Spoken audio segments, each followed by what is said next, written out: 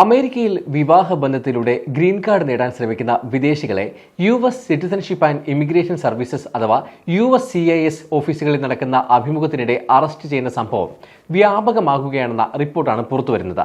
സാൻഡിഗോയിലെ ഒരു USCIS field ഓഫീസിൽ വെച്ചാണ് ഇത് ആദ്യമായി റിപ്പോർട്ട് ചെയ്തത്.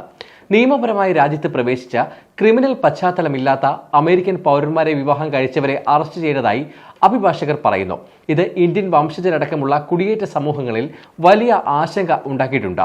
മുൻപ് ഗ്രീൻ കാർഡ് അഭിമുഖങ്ങൾ സാധാരണ നടപടിക്രമങ്ങൾ മാത്രമായിരുന്നു. എന്നാൽ ഇപ്പോൾ വിവാഹബന്ധത്തിലെ തട്ടിപ്പുകൾ കണ്ടെത്താനും വിസ കാലാവധി കഴിഞ്ഞിട്ടും രാജ്യത്ത് തുടരുന്നവരെ പിടികൂടാനും വേണ്ടിയാണ് ഈ അറസ്റ്റുകൾ നടത്തുന്നതെന്നാണ് അധികൃതരുടെ വിശദീകരണം.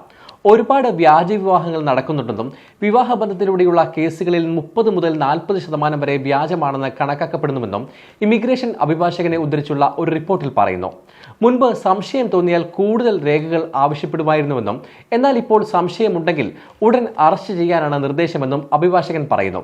ഇപ്പോൾ കൂടുതൽ രേഖകൾ ചോദിക്കുന്നതിന് പകരം ആളുകളെ അറസ്റ്റ് ചെയ്ത ശേഷം ചോദ്യങ്ങൾ ചോദിക്കുകയാണെന്നും അഭിഭാഷകൻ വ്യക്തമാക്കി.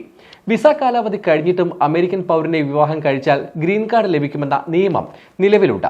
ഒരു വ്യക്തി 30 വർഷം വരെ വിസ കാലാവധി കഴിഞ്ഞാലും ശരിക്കുള്ള വിവാഹമാണെങ്കിൽ ഗ്രീൻ കാർഡിന് അർഹതയുണ്ടെന്ന് അഭിഭാഷകൻ അറിയിച്ചു. എന്നിട്ടും വിസ കാലാവധി കഴിഞ്ഞതിന്റെ പേരിൽ മാത്രം അറസ്റ്റ് ചെയ്യുന്നതിൽ അവ്യക്തതയുണ്ട്. ഗ്രീൻ കാർഡ് അഭിമുഖത്തിൽ വെച്ച് ഒരാളെ വിസ കാലാവധി കഴിഞ്ഞതിന്റെ പേരിൽ അറസ്റ്റ് ചെയ്യുന്നത് സാധാരണ നടക്കേണ്ടതല്ല.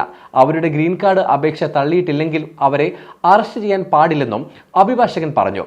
അതേസമയം മറ്റ് രാജ്യങ്ങളിൽ നിന്നുള്ളവരെ അപേക്ഷിച്ച് ഇന്ത്യക്കാർ വിസ കാലാവധി കഴിഞ്ഞ് താമസിക്കുന്നത് കുറവാണെന്ന് ടെക്സസിൽ നിന്നുള്ള ഇമിഗ്രേഷൻ അഭിഭാഷകൻ പറയുന്നു. എന്നാൽ വ്യാജ വിവാഹങ്ങൾ നടത്തുന്നവരിൽ ഇന്ത്യക്കാരും ഉൾപ്പെടുന്നുണ്ടെന്നും അത്തരം കേസുകളിൽ അവരും അറസ്റ്റിലാകാൻ സാധ്യതയുണ്ടെന്നും അദ്ദേഹം അറിയിച്ചു.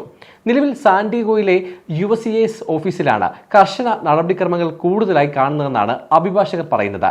എന്നാൽ NBC ന്യൂസിന്റെ റിപ്പോർട്ട് പ്രകാരം ന്യൂയോർക്ക് സിറ്റി, ക്ലീവ്ലാൻഡ്, യൂട്ട എന്നിവിടങ്ങളിലും സമാന സംഭവങ്ങൾ ഉണ്ടായിട്ടുണ്ട്. അതേസമയം വിസ കാലാവധി കഴിഞ്ഞതുകൊണ്ടാണോ അതോ വിവാഹം വ്യാജമാണെന്ന് സംശയിക്കുന്നതുകൊണ്ടാണോ അറസ്റ്റ് ചെയ്യുന്നതെന്ന് വ്യക്തമല്ലെന്ന് അഭിഭാഷകൻ കൂട്ടിച്ചേർത്തു.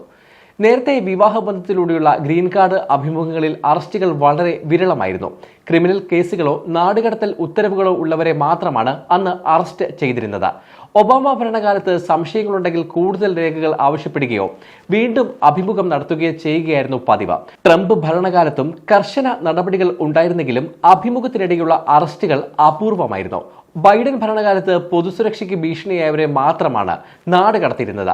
വിസ കാലാവധി കഴിഞ്ഞതിന്റെ പേരിൽ മാത്രം USCIS ഓഫീസുകളിൽ വെച്ച് അറസ്റ്റ് ചെയ്യുന്നത് മുൻപ് പതിവില്ലായിരുന്നു.